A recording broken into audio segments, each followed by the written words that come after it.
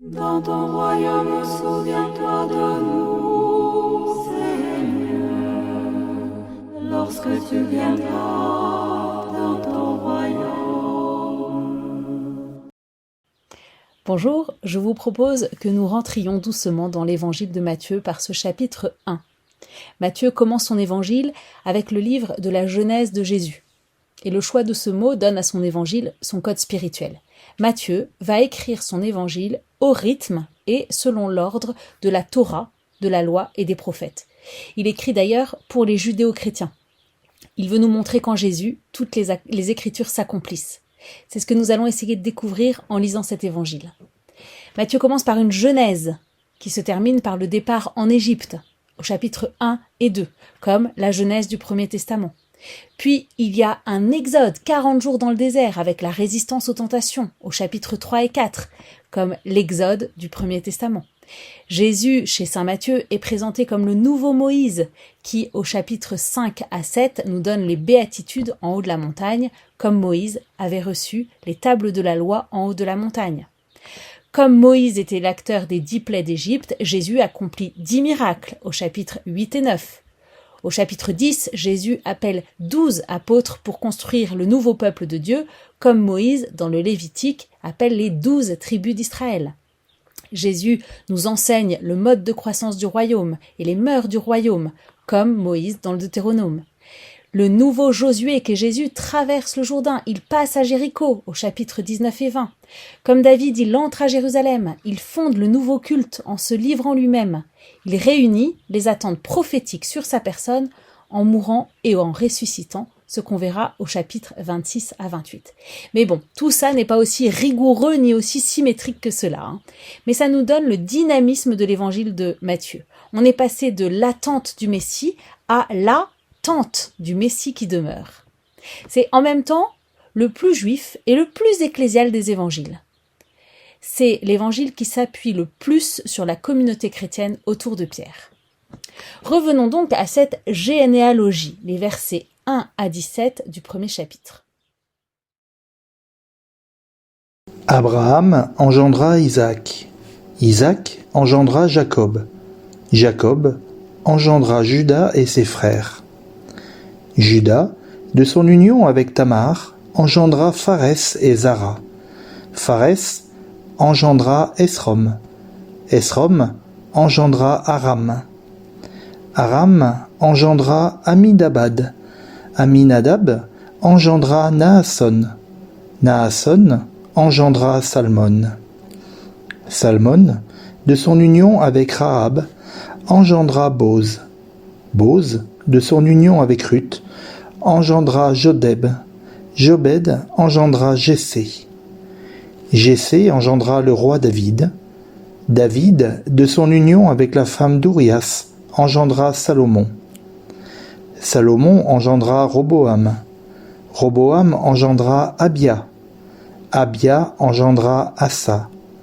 Asa engendra Josaphat. Josaphat engendra Joram. Joram engendra Osias. Osias engendra Joatam. Joatam engendra Akaz. Akaz engendra Ézéchias. Ézéchias engendra Manassé. Manassé engendra Amon. Amon engendra Josias. Josias engendra Jéconias et ses frères à l'époque de l'exil à Babylone. Après l'exil à Babylone, Jéconias engendra Salatiel. Salatiel engendra Zorobabel. Zorobabel engendra Abiud. Abiud engendra Eliakim. Eliakim engendra Azor. Azor engendra Sadok. Sadok engendra Hakim. Hakim engendra Élioud. Élioud engendra Éléazar. Éléazar engendra Mathan. Mathan engendra Jacob. Jacob engendra Joseph, l'époux de Marie, de laquelle fut engendré Jésus, que l'on appelle Christ. Le nombre total des générations est donc, depuis Abraham jusqu'à David, 14 générations. Depuis David jusqu'à l'exil à Babylone, 14 générations. Depuis l'exil à Babylone jusqu'au Christ, 14 générations. Cette généalogie ne suffit pas à comprendre la genèse du Christ, puisque le Christ a une double genèse, une genèse humaine et une origine divine. Et le but de la généalogie est d'accrocher le présent au passé, un personnage à ses ancêtres. Et Matthieu va utiliser des successions généalogiques existantes, et il en fait une généalogie théologique, un livre de la Genèse. Nous sommes dans une création nouvelle, mais Jésus est bien plus que l'ordre de la création. Sa venue à l'être est un engendrement divin. Alors, dans cet évangile, on va commencer par avoir la symbolique du chiffre 14. Il y a 3 fois 14 personnes qui sont nommées. Il y a un seul roi et 4 femmes. Cette généalogie porte donc un sens caché dans le chiffre et les symboles, dans tous les choix opérés. Pour Matthieu, Jésus vient nouer les trajectoires de l'Ancien Testament, mais d'une manière inattendue, comme l'image du révélateur. Cette généalogie est un peu plus théologique qu'historique. D'ailleurs, celle de Luc est différente. Et comme d'ailleurs il y a 2 récits de création dans la Genèse. Luc et Matthieu n'ont pas la même théologie, et ils ne font donc pas les mêmes choix dans la façon de raconter l'histoire biblique. Matthieu va choisir des patriarches, c'est la première généalogie. Puis 14 rois qu'il trie aussi pour que sa symbolique des nombres et du chiffre 14 soit décodée. Et enfin, 14 personnages moins connus. Il y a en Jésus une nouvelle création. Les noms de ses ancêtres ne sont pas autant décisifs que l'est l'imbrication de sa généalogie dans l'histoire biblique. Matthieu fait le choix théologique de 3 fois 14 générations avec Abraham, David et le Messie. A-D-M. Les premières lettres forment le nom d'Adam. Jésus est le nouvel Adam. Et la somme des lettres de David en chiffres fait 14. Alors, David, le chiffre 14. En hébreu, chaque lettre a une valeur numérique. Le D vaut 4, le V vaut 6 et le D vaut 4. Donc 4 plus 6 plus 4, ça fait 14. En fait, il n'y a pas eu 14 générations.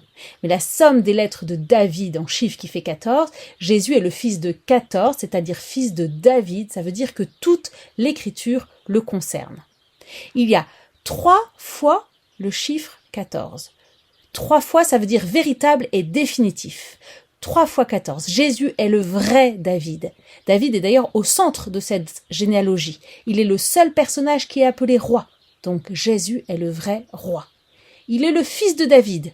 David est celui qui a engendré Salomon. Donc Jésus est le vrai Salomon. Salomon, c'est celui qui incarne la sagesse. Il est le fils d'Abraham. Abraham a engendré Isaac. Donc Jésus est le vrai Isaac, celui qui porte le bois de son supplice vers le mont Moria. Vous voyez cette typologie entre David, Salomon, Isaac? Il y a 42 générations, 3 fois 14. Ça fait aussi 6 fois 7, comme les 6 périodes de la création, avec la création de l'homme le 6e jour. Vous voyez, le propos de Matthieu est donc bien de faire une théologie de l'histoire biblique. C'est Dieu qui écrit l'histoire en vue de l'incarnation. Ensuite, dans cette généalogie, on a 4 femmes. C'est une généalogie masculine et dans laquelle apparaissent 4 femmes.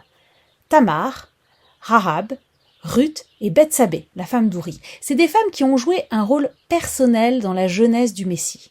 Dieu a intégré dans le plan de l'incarnation ces circonstances providentielles qui ne sont pas toutes en faveur d'Israël. Il y a des histoires de viol, des histoires de prostitution, mais il veut montrer aussi à Israël que d'un mal, Dieu peut faire surgir un bien, car c'est lui qui gouverne. Ces femmes apportent aussi et surtout l'ouverture aux goïm, à ceux qui sont non-juifs, parce qu'elles sont étrangères ou bien elles sont femmes d'étrangers. Ainsi, de la mission à venir du Messie de rassembler Israël et les gentils, les goïm, les non-juifs. 4, c'est un chiffre universel. Les 4 points cardinaux, les 4 éléments. Ces femmes font entrer dans cette généalogie la dimension non-juive. Tamar est une cananéenne, comme Rahab. Ruth est moabite et Uri était hittite. Dans cette généalogie juive, Jésus a aussi du sang païen. L'élection juive a une vocation universelle. Ces 4 femmes manifestent aussi l'irrégularité. Tamar, c'est un inceste pour obtenir justice. Rahab, c'est une prostituée de Jéricho qui accueille les éclaireurs d'Israël. Ruth, elle obtient, grâce à la loi du Lévira, d'épouser Bouz et elle sera l'arrière-grand-mère de David. La femme d'Uri, Bethsabée, engendre Salomon dans les conditions post-adultères et post-meurtrières de David. Donc Jésus arrive dans un monde marqué par le péché, mais en vue du salut de tous. Et la 5e femme, c'est Marie, qui n'engendre pas, mais de laquelle est engendrée. Là, il y a une rupture pour montrer ce passif divin, l'œuvre de Dieu en elle. Jésus, depuis le début de sa généalogie théologique, n'est pas le produit d'une histoire biologique, et à son terme non plus. Telle fut la genèse de Jésus le Messie. Et Matthieu ferme son inclusion. Il présente ensuite la naissance de Jésus à partir de la figure de Joseph, qu'il appelle le juste, comme Abraham le fut pour le Premier Testament. Donc au seuil des 2 alliances, un juste est capable d'entendre le projet de Dieu qui est au-delà des entendements raisonnables. Au seuil des 2 alliances, il y a une annonciation, l'une dans la vieillesse de Sarah, l'autre dans la jeunesse de Marie.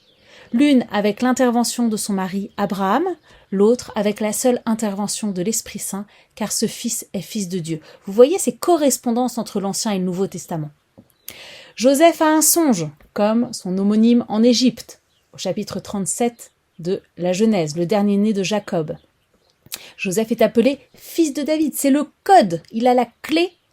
C'est la clé pour que Joseph comprenne ce qui est en train de se passer. C'est parce qu'il est fils de David qu'il doit donner ce nom qui va insérer son fils adopté dans la généalogie de David. Il doit l'appeler Jésus, Yeshua, qui veut dire le Seigneur sauve. Et c'est aussi l'éponyme de Josué, successeur de Moïse. Quelle mystérieuse origine de cet enfant et quel grand destin à venir. Matthieu cite ensuite au verset 23 Isaïe, dans une version qui est un peu autre que l'original. L'original, au 8e siècle, avant Jésus-Christ, parlait d'une jeune femme qui allait enfanter pour donner une descendance royale qui risquait de s'éteindre. Cette jeune fille devait être la femme d'Akaz, un roi davidique. Et de fait, elle donne naissance à Ézéchias, mais qui fut un roi décevant. C'était donc pas lui qu'Isaïe devait annoncer. Les Juifs alors dirent qu'il s'agissait d'une prophétie à venir pour le Messie. Et les Juifs qui vont traduire la Septante au IIe siècle, ils vont modifier le texte d'une façon prophétique en traduisant le mot « jeune fille » Alma par « parthénos », la Vierge. C'est ce texte-là que retient Matthieu. Il y a donc pour Matthieu et pour toute la tradition chrétienne une prophétie de la conception virginale de l'Emmanuel. Emmanuel veut dire « Dieu avec nous ». C'est un autre nom qu'ils donneront. Donc au verset 23, Matthieu est allé chercher ce nom dans Isaïe, chapitre 8, verset 8. Et ça se prolonge en Isaïe, chapitre 11, verset 10, dans la reconnaissance par les nations de la puissance de l'Emmanuel. Et Matthieu conclura son évangile par « Je suis avec vous ». Peut-être est-ce pour nous dire que ce « il », ce sont les païens qui croiront au Christ. Donc Joseph, le juste, fait tout comme l'ange lui a demandé à son réveil. C'est le 2e récit sur la genèse de Jésus. C'est l'annonce faite à Joseph, Joseph étant le juste. Et il nous faut chercher en quoi il est juste, en quoi son attitude est-elle ajustée à Dieu. Alors, le mariage palestinien au 1er siècle, ça se passait en 2 temps. D'abord, les 2 familles se mettent d'accord. L'homme est plus âgé et souvent il est trop tôt pour une vie commune. La femme est souvent trop jeune et il faut que l'homme ait une maison et un travail. Mais le contrat est irrévocable, l'alliance ne se rompt pas. Deuxièmement, la vie commune commence plusieurs années plus tard, quand les conditions sont réunies. Et c'est là qu'a lieu la cérémonie du mariage où l'homme prend son épouse chez lui. Donc ici, il y a eu la première étape, le contrat de mariage est signé, mais il n'y a pas de vie commune encore. Et elle fut trouvée enceinte. Un nouveau passif divin. La véritable découverte, c'est qu'elle est enceinte par l'Esprit Saint. Donc on a plusieurs façons de voir le dilemme de Joseph. Le problème devant lequel il se retrouve, c'est la chasteté, c'est de ne pas prendre l'autre comme objet, mais comme un don de Dieu. Il dit « Comment puis-je prendre celle que Dieu s'est choisie ?» L'ange vient confirmer ce que Joseph a déjà cru, que l'enfant vient de l'Esprit Saint. Mais il lui montre la décision à prendre qui est d'assumer la paternité.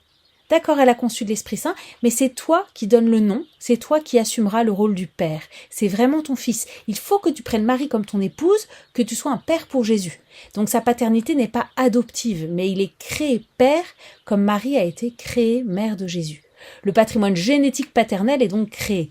Joseph, réveillé de son sommeil pas comme les autres, comme Adam qui a été plongé dans un sommeil mystérieux, en se réveillant, a subi un acte créateur.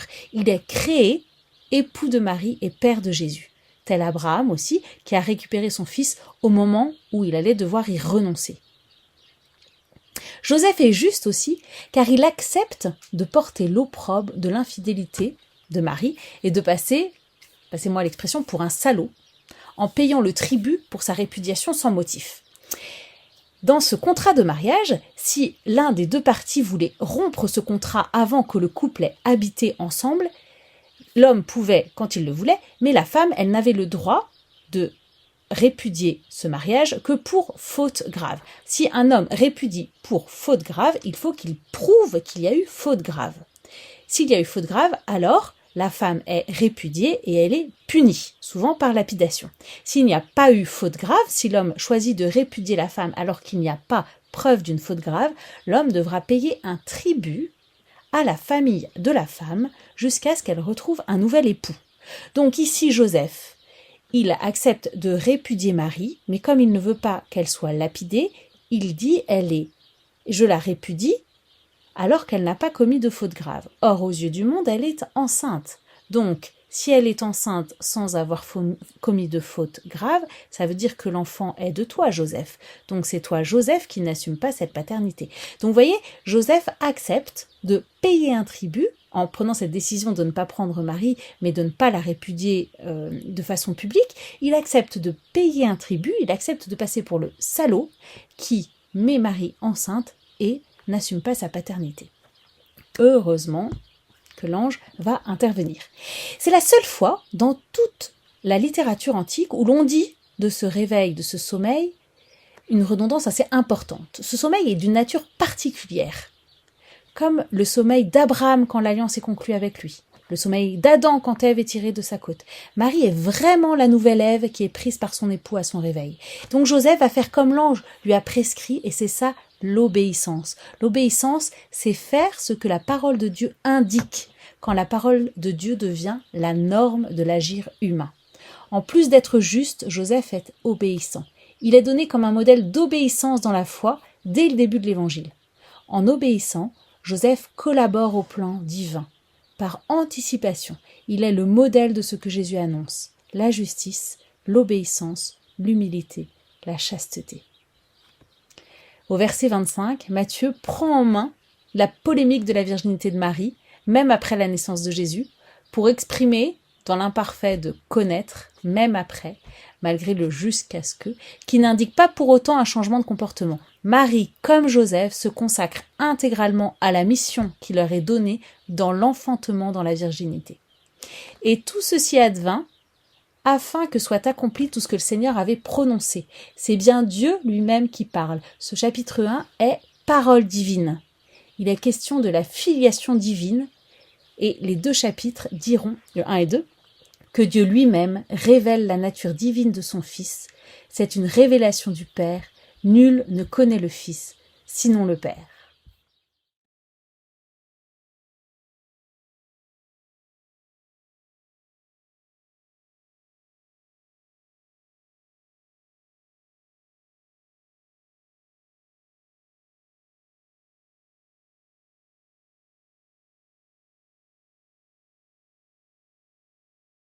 Bienheureux les pauvres en esprit,